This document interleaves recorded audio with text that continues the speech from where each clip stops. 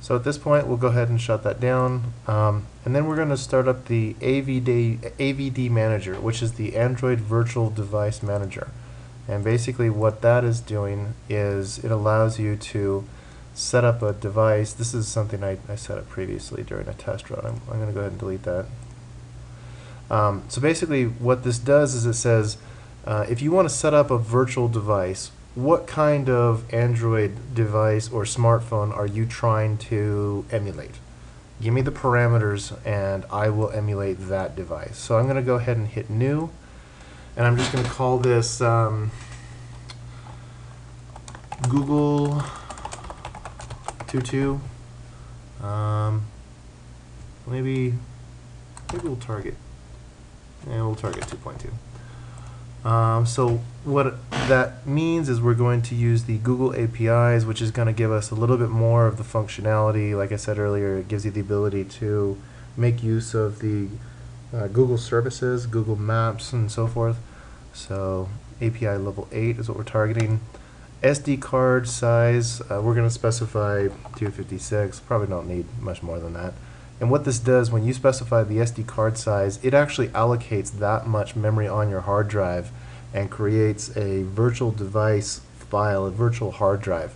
So if you specify 1 gigabyte as your SD card size, it will create a 1 gigabyte file and dump that on your hard drive. And if you have limited hard drive space, that could eat up your hard drive pretty quickly. And chances are you're not going to use up that much space anyway. In fact, this is probably a little bit generous, considering that most of these applications and things are pretty small, less than a meg, maybe a couple megabytes at most.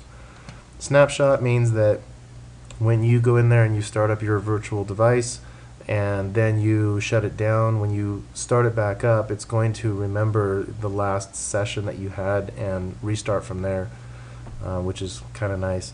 One thing that I noticed, there's a bug that is well known and well documented out there, that if you're trying to mess around with making sounds, let's say you're making a game, for example, which I'm actually in the process of doing. If you use this snapshot feature, for some reason it disables the sound, and I'm not sure why, but everyone says to get around that bug as a workaround, just uncheck that.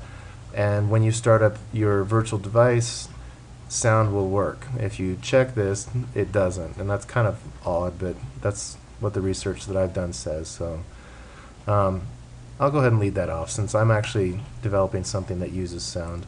I'm gonna under skin select the WVGA 854 screen resolution. You can specify the LCD density. The default is fine. I'm going to actually add another parameter that says trackball support. Specify that as false, because the device that I'm targeting, most devices don't have trackballs. That's more of a BlackBerry thing. And then you've got this maximum VM heap size 24, which should be okay. So you hit create AVD, and it says this is what I just created. You're like, okay, that's cool, whatever.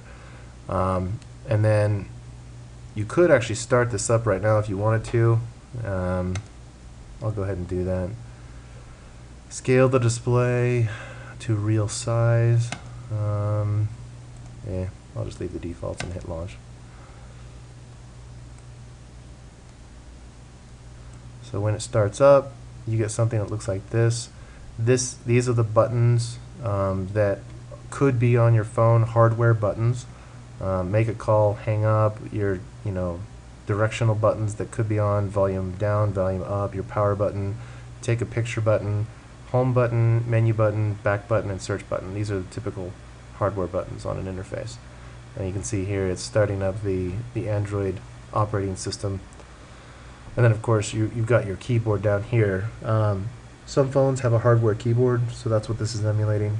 A hardware keyboard, like a slide out keyboard kind of thing. Or if you want to just use this instead of the on-screen software keyboard. When you give a text box focus, it will pop down a little text box editing keyboard, and you could use that, or you could use this, either one. So here is our virtual device. Nice pretty background. I'm going to move this up a little bit so you can see the buttons at the bottom.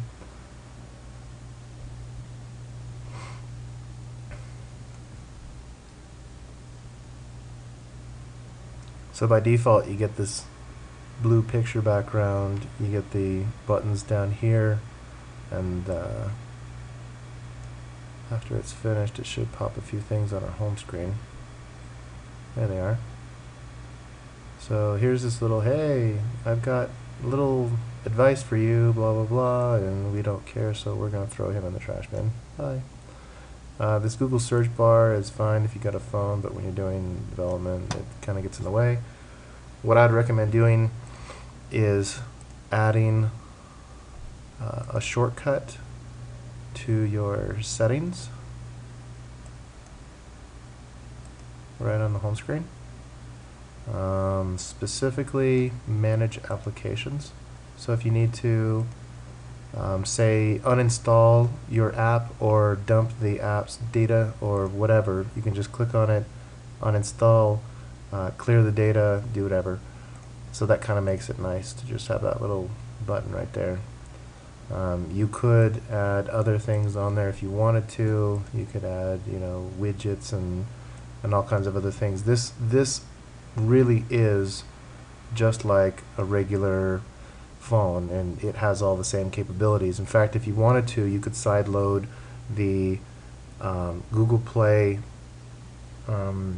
store or the Android App Store, and you could download and install apps. You could actually set this up to have a real Google account and do everything that you could do on a normal phone, which is cool because you can set up an environment just like a regular phone. So for the time being, I'm going to I'll just shut this, well, I'll minimize it because we may use it in the future. I'm going to shut that down.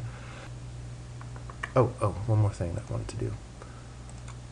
This little guy, this undo add-on, we're going to go down to the Eclipse drop-ins folder. There's drop-ins and there's plugins. I'm not too familiar with what the difference is. I know that some of them have to be installed in the plugins folder, some of them have to put in the drop-ins, so just kind of read the readmes on those to decide where those go. So I'm going to go ahead and drop down to my desktop. Here's my little Eclipse icon. I'm going to start that up. And yay, there's Eclipse Indigo.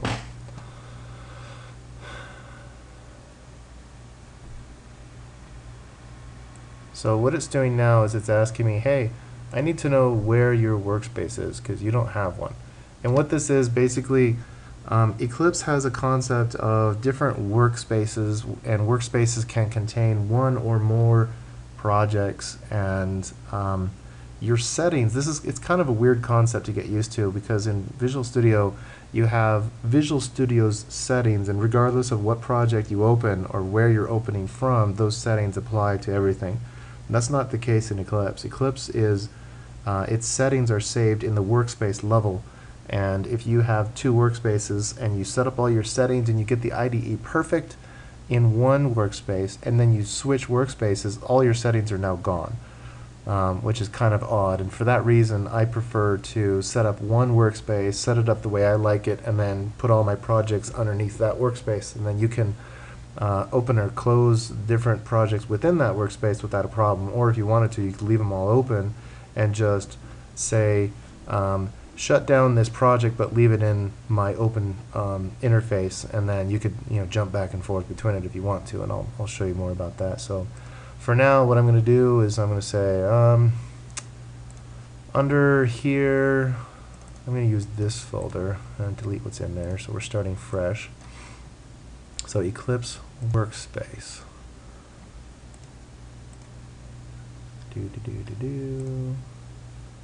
That. So this is going to be my workspace, and I don't want multiple workspaces, so I'm just going to say use this as my default and don't ask me again.